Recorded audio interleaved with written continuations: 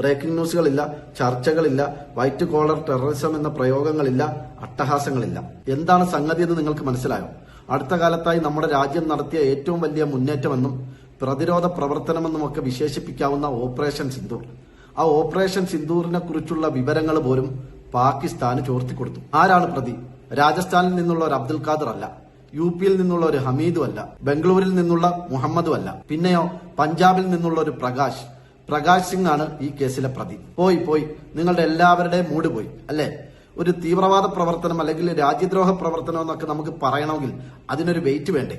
അങ്ങനെ ഒരു വെയിറ്റ് വേണമെങ്കിൽ ഈ പിടിക്കപ്പെടുന്നവന്റെ പേര് കുറഞ്ഞതൊരു മുസ്ലിം പേരാവണ്ടേ? അതുമല്ലെങ്കിൽ നീണ്ട താടിയും തൊപ്പിയും നിസ്കാര തഴമ്പും ഒക്കെ ഉള്ള ഒരു രൂപമായെങ്കിലല്ലേ നമുക്കതിനെ തീവ്രവാദമെന്നും ഭീകരവാദമെന്നും രാജ്യദ്രോഹം എന്നൊക്കെ വിളിക്കാനുള്ള ഒരു വെയിറ്റ്, ഒരു ഗുമ്മുണ്ടാവുകയുള്ളൂ അല്ലേ? എന്നാൽ ഈ കേസിൽ അത്തരം വെയിറ്റോ ഗുമ്മോ ഇല്ല. കാരണം പിടിക്കപ്പെട്ടത് പ്രകാശ് എന്നു പേരുള്ള ഒരു ഹൈന്ദവ ചെറുപ്പക്കാരനാണ്.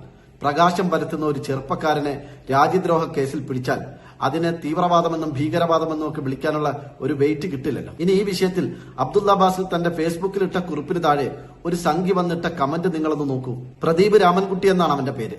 അവൻ പറയുന്നത് പൊട്ടലാണ് ഏറ്റവും വലിയ പ്രശ്നം, ചോർത്തൽ അത്ര വരില്ല. ഒന്ന് ആലോചിച്ച് നോക്കൂ, നമ്മുടെ രാജ്യത്ത് അടുത്ത കാലത്ത് നടന്ന ഏറ്റവും വലിയ തീവ്രവാദ പ്രവർത്തനം പെഹൽഗാമിൽ പാകിസ്ഥാൻ തീവ്രവാദികൾ വന്ന് നമ്മുടെ കുറെ സഹോദരങ്ങളെ കൊന്നു കൊലവിളിച്ച സംഭവമാണ്. ആ തീവ്രവാദികൾ എങ്ങനെയാണ് നമ്മുടെ രാജ്യത്തേക്ക് എത്തിയത്? പെട്ടെന്നൊരു ദിവസം രാവിലെ എഴുന്നേറ്റ് ഭക്ഷണമൊക്കെ കഴിച്ച് ഇന്ന് ഇന്ത്യയിൽ പോയി കുറച്ചുപേരെ കൊന്നുകളയാം എന്ന ചിന്തയിൽ തോക്കും ബോംബും എടുത്ത് അവർ ഇന്ത്യയിലേക്ക് വരുന്നതല്ല, മറിച്ച് വർഷങ്ങളോ മാസങ്ങളോ നീണ്ട പ്ലാനിങ്ങിന്റെ അടിസ്ഥാനത്തിലാണ്. പ്രകാശ് സിംഗിനെ പോലെയുള്ള ആളുകൾ നമ്മുടെ രാജ്യത്തിരുന്നു കൊണ്ട് അവർക്ക് നിർണായകമായ വിവരങ്ങൾ ചോർത്തി കൊടുക്കുന്നതിന്റെ അടിസ്ഥാനത്തിലാണ് കൃത്യമായി അവർ നമ്മുടെ രാജ്യത്തെത്തുന്നത്.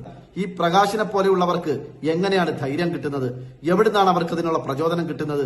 സംശയിക്കണ്ട, ഈ പ്രദീപ് രാമൻകുട്ടിയെ പോലെയുള്ള സംഘികളുടെ, തീവ്ര ഹിന്ദുത്വവാദികളുടെ കട്ട സപ്പോർട്ടും രാജ്യവിരുദ്ധ മനോഭാവവുമാണ് ഇത്തരത്തിൽ പ്രകാശന്മാർക്ക് രാജ്യത്തെ ഒറ്റിക്കൊടുക്കാനുള്ള പ്രോത്സാഹനവും വളക്കൂറും കിട്ടുന്നത്. 2014 ശേഷം എത്ര ആളുകളെയാണ് ഈ രീതിയിൽ അറസ്റ്റ് ചെയ്തത്?